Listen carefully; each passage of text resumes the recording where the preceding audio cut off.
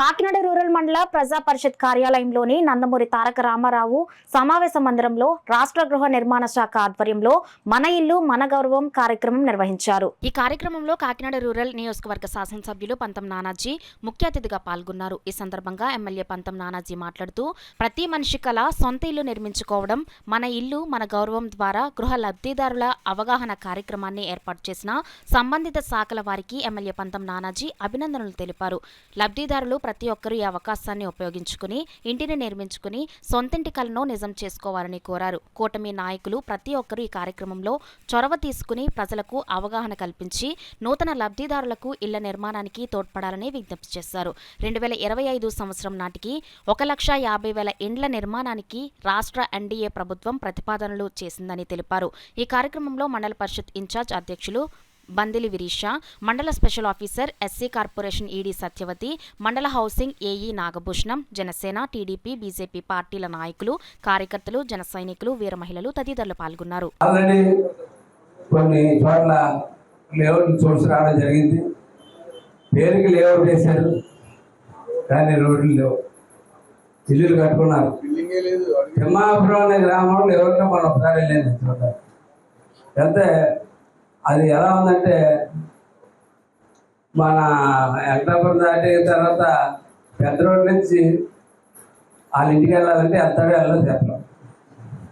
4 చిరుకులు పడ్డాయంటే కింద నుంచి చెప్తున్నారు ప్రెస్ మిత్రులు, నాగబాబులాగే వెళ్ళాలి. అది పరిస్థితి. దాన్ని మొన్నే చూసాం.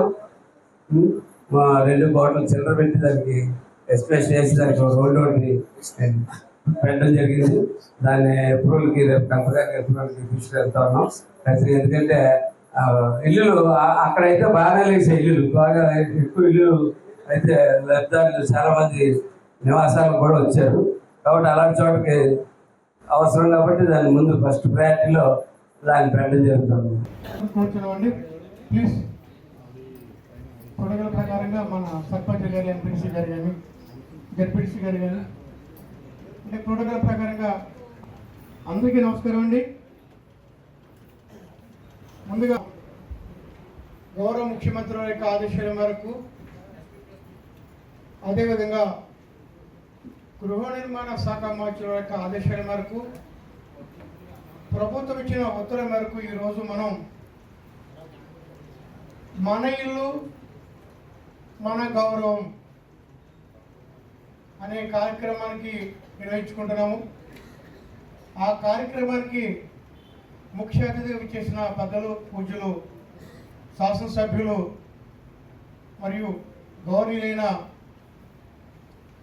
మన స్థానిక శాసనసభ్యుల వారికి స్వాగతం తెలియజేస్తున్నాం సార్.